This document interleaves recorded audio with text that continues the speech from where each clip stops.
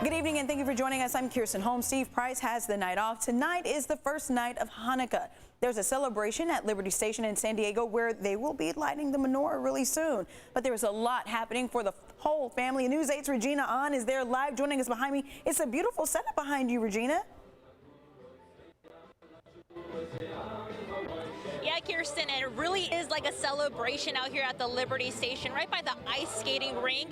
And not only is the fog rolling in, but a lot of happy people out here. The menorah, the first light will be lit in about 20 to 30 minutes. And take a look behind me. It is standing up bright on the stage there. Hanukkah coming a little early this year. That's because the Jewish community follows the Hebrew calendar. I spoke with Rabbi Yossi Tiefenbrunn, and he says during these 8 days, it's all about showing gratitude and celebrating the miracle during the times of the temple with oil that lasted for 8 days, 2,200 years ago. And it's being celebrated today all over the world, from Australia to Hawaii to right here in San Diego. And again, during these next 8 days, the only thing that's a little bit unique, the rabbi tells me, is that you're eating a lot of foods fried in oil, which of course doesn't sound too bad, right?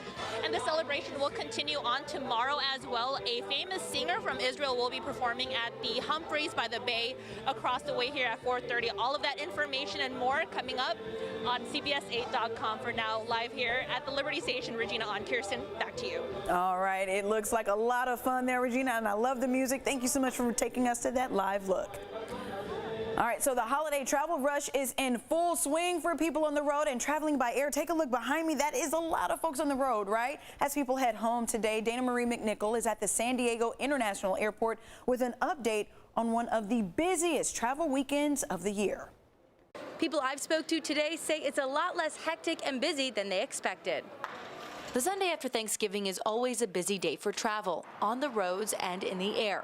But today, for many travelers, it was a pleasant experience. I definitely was expecting some busyness, but there wasn't any at all. So that was perfect to get back to San Diego. Pretty easy. Jack Lundry wasn't the only college student returning to school with an easy travel day. It was a lot less busy than I thought it would be.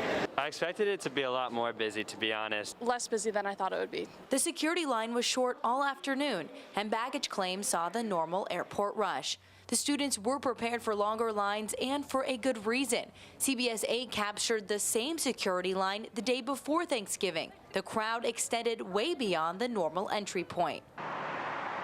For those traveling by car this afternoon, it could be a different story. The traffic congestion on this Sunday will likely be in the later afternoon, the early evening hours. Pretty heavy traffic out there on all freeways across San Diego County. According to a AAA travel survey, San Diego was the #1 destination for Southern California travelers this Thanksgiving weekend. We know that with all of the traffic that came into San Diego for Thanksgiving, they've got to get back home. So all of the routes leaving San Diego will be pretty heavy today. AAA suggests checking on your vehicle before making the trip home. The Auto Club rescued about 52,000 stranded drivers at the side of the road. The main reasons were dead batteries, flat tires, and people locking themselves out of their vehicles. Back at the airport, travelers tell me the coronavirus is still on their minds this holiday season.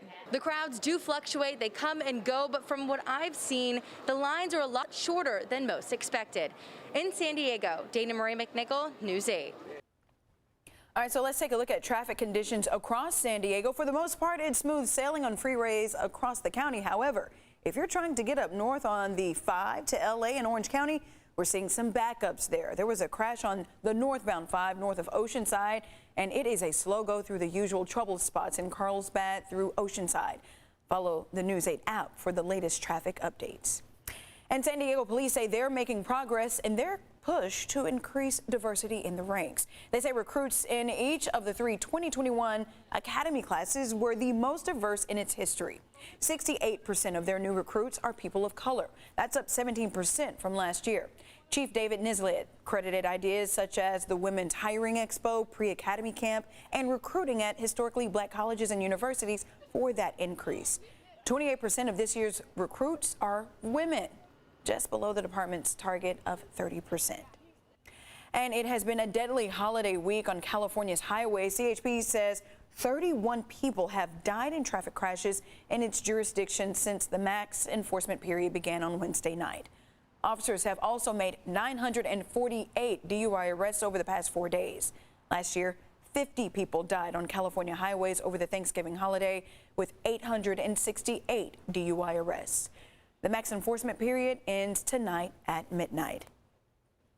And it was another summer-like November day across San Diego. Will it start feeling like fall anytime soon? Meteorologist Sean Stiles is here with an answer. Sean, I like the mild temperatures, but I mean, Christmas is around the corner. Yeah, it's not beginning to feel a lot like Christmas, as the reverse of Bing would say. I thought we'd look outside. What a gorgeous night it is as we look towards the west. But if you look carefully at this shot, you can see the cloud deck starting to roll in at the lower levels. As we heard from the Liberty Station, the fog is definitely rolling in. Now, as far as temperatures today, again, above average, 77, 68, so 11 degrees above average. Definitely something we'd like to change here, but I don't think we're going to see any drastic changes, at least for the next 5 days, not until next week. And in fact, we will stay well above average, 72, 69, 70. So yeah, we're cooling off, but we're still above average all through the work week. And it's not until the weekend that we see a distinct cool down. 81, 80, 80, you get the picture. And notice, not a cloud to be found anywhere. A little bit of onshore flow the next 36 hours. And then after that, you guessed it, another Santa Ana. I'll explain how that's going to work out in just a bit. Kirsten?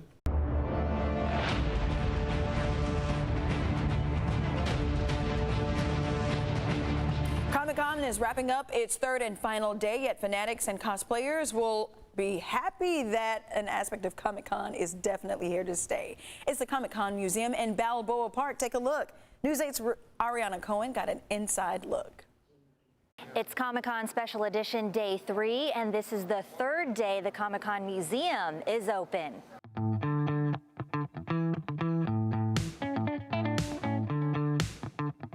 Take a look inside the 3-level Comic-Con Museum. It's filled with Archie comics, Pac-Man, Star Trek, and other diverse exhibits. It's located in the area of Balboa Park known as the Palisades. I think it's just really neat to see like the actual history of Comic-Con and some of the exhibits of like what people have like worn to the actual convention. I just love comics. I'm a professional comic book artist. I've been coming for 47 straight years. This paper cardboard version of Groot.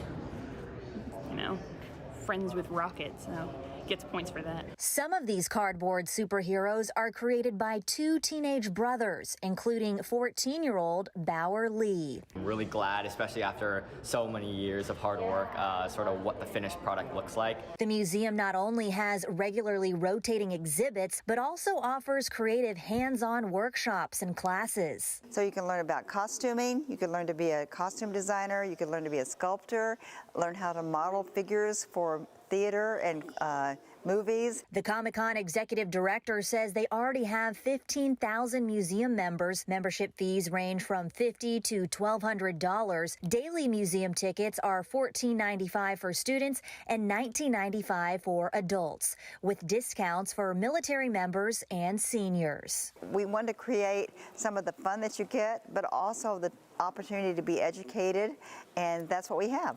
So it's definitely something worth seeing if you haven't. You can support the Cosplay Creators Lab. Some items on their wish list include a 3D printer and a paint booth.